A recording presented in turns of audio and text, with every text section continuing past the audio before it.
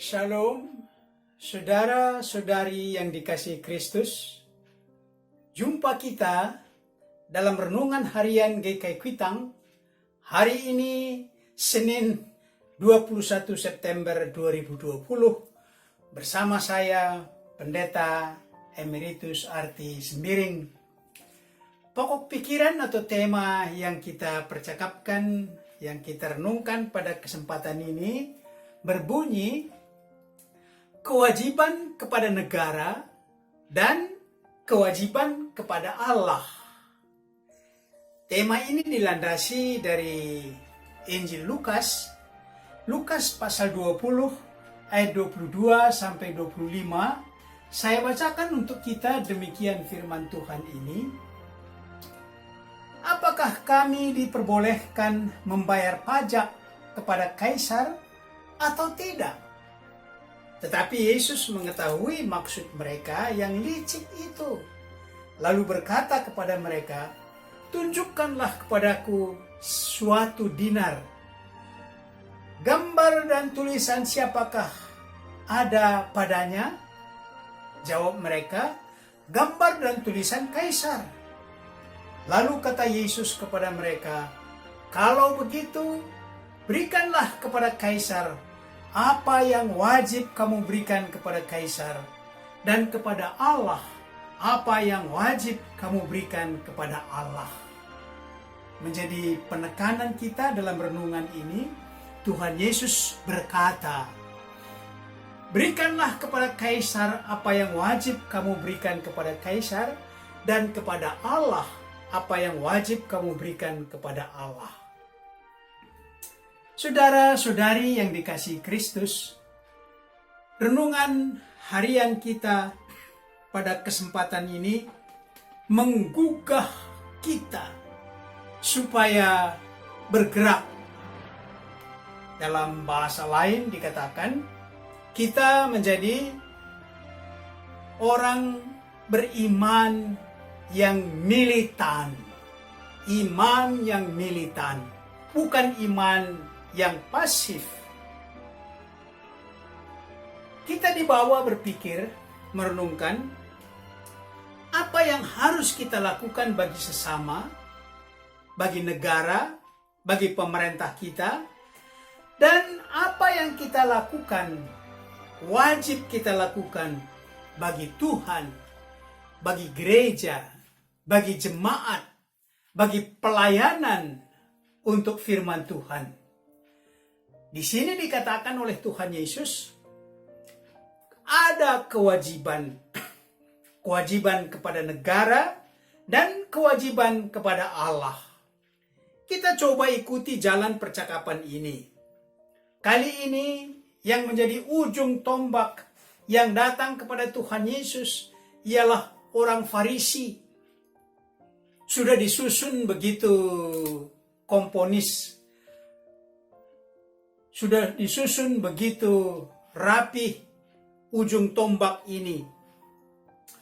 Komposisi mereka, yaitu orang Farisi yang sangat teguh memegang hukum Taurat, melaksanakan hukum Taurat secara harafiah. Dan bersama dengan dia datang kaum Herodian. Kaum Herodian ini adalah simpatisan dari pemerintahan Herodes dulu yang sudah meninggal.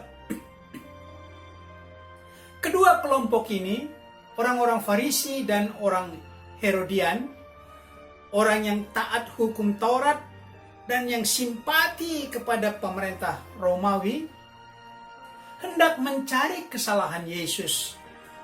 Karena itu mereka datang dengan persoalan pajak kepada pemerintah Kekaisaran Romawi yang sungguh-sungguh memberati rakyat pada saat itu. Maka pertanyaan mereka kepada Yesus, apakah kami diperbolehkan membayar pajak kepada kaisar atau tidak? Kalau Yesus katakan setuju, maka Yesus itu berarti di pihak para pemungut cukai yang tidak disenangi oleh masyarakat, yang disebut sebagai termasuk dalam golongan orang berdosa, sebagai orang berdosa. Kalau Yesus katakan setuju, setuju. Tetapi dengan jawaban ini, kalau dia katakan setuju, maka Yesus akan didiskreditkan, akan dijelek-jelekkan namanya. Tetapi sebaliknya, kalau Yesus melarang, jangan, tidak boleh, dilarang bayar pajak kepada pemerintah yang mengeksploitasi masyarakat, yang membebani masyarakat. Tentu Yesus disebut sebagai golongan pembangkang terhadap pemerintah atau pemberontak. Seperti ada satu kaum yang begitu menentang kehadiran kekaisaran Romawi, yaitu kaum Shilot. Mereka mengadakan pemberontakan terhadap kekaisaran Romawi. Sedangkan di situ ada kaum Herodian yang simpati dengan keluarga Herodes sebagai penguasa di tanah Israel ini.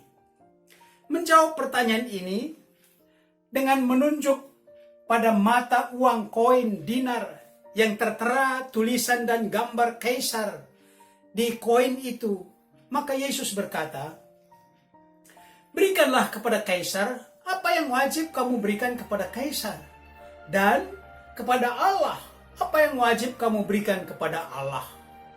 Maka mereka yang bertanya itu, yang mau menjerat Yesus itu, tidak mampu lagi memperpanjang percakapan. Tetapi jawaban Yesus ini hidup dan bergema di sepanjang zaman juga kepada kita pada saat ini. Yaitu Yesus mengingatkan kita ada kewajiban tanggung jawab kita kepada pemerintah, kepada negara, kepada bangsa dan negara, dan sebaliknya ada tanggung jawab kita kepada Allah. Ayo, coba saudara-saudara, koreksi diri.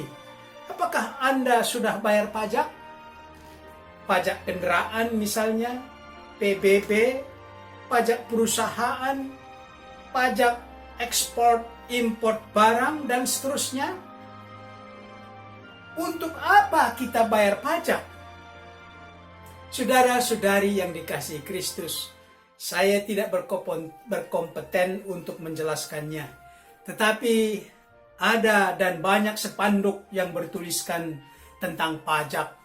Pajak yang Anda bayar untuk kesejahteraan rakyat. Itu dalam spanduk. Ada juga seperti mural.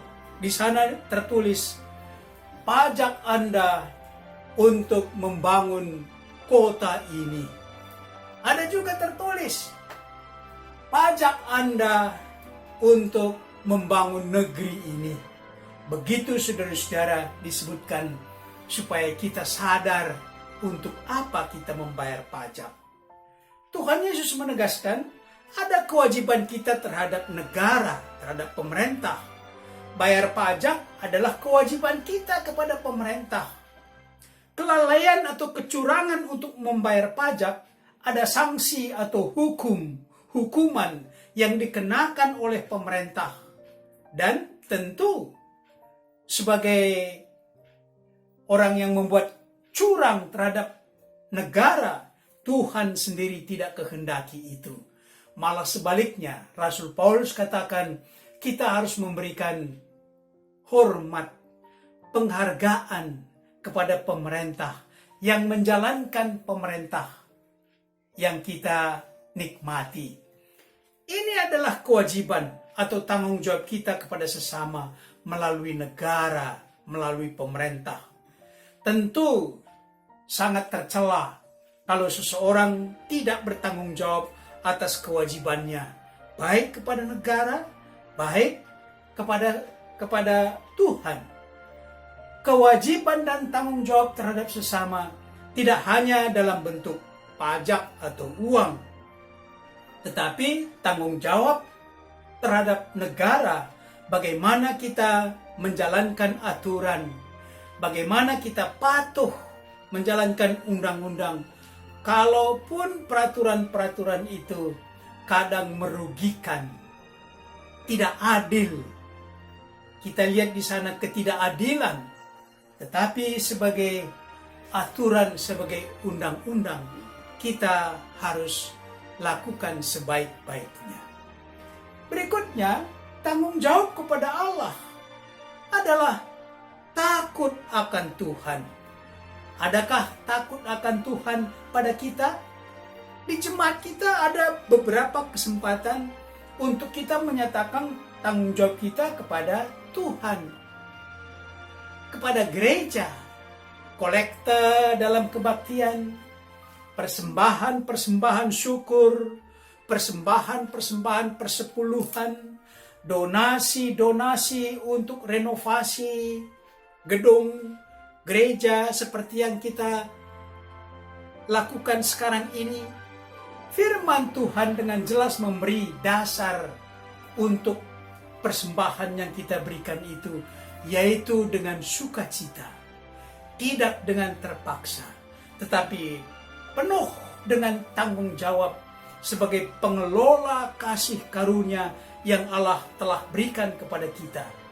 Kiranya Roh Kudus memberi hikmat bagi kita melaksanakan tugas dan tanggung jawab kita, baik kepada negara maupun kepada Tuhan. Amin. Sebagai kesimpulan renungan hari ini, mari kita menjawab beberapa pertanyaan sebagai berikut. Pertama, apakah Anda pembayar pajak yang baik? Pajak kendaraan misalnya, PBB, pajak pendapatan, dan seterusnya.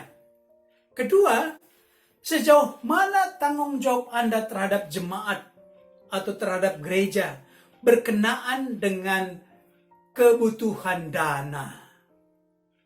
Sejauh mana Anda bertanggung jawab terhadap kebutuhan dana di gereja, di jemaat kita? Yang ketiga, dapatkah Anda sebutkan kesulitan atau hambatan dalam memenuhi kewajiban di atas? Baik kewajiban pajak kepada negara maupun tanggung jawab donasi kepada jemaat gereja kita. Adakah kesulitan atau hambatan pada Anda? Mari berdoa. Bapa kami yang di sorga, kami bersyukur atas perjalanan pemerintahan di negeri kami. Berkati pemimpin bangsa kami dengan hikmat dari Tuhan, agar mereka mampu menjalankan pemerintahan seturut dengan kehendak dan rencana Tuhan.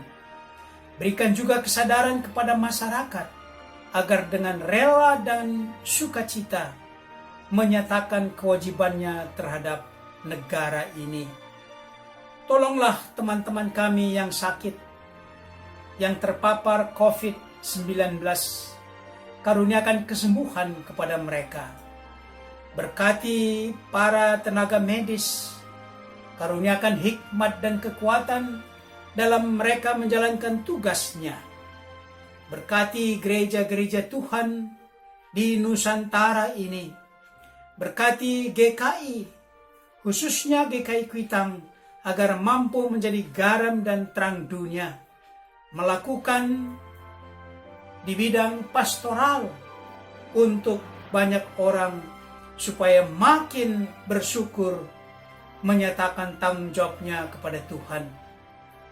Dengar dan kabulkan doa ini ya Bapa, dalam Kristus Tuhan. Amin.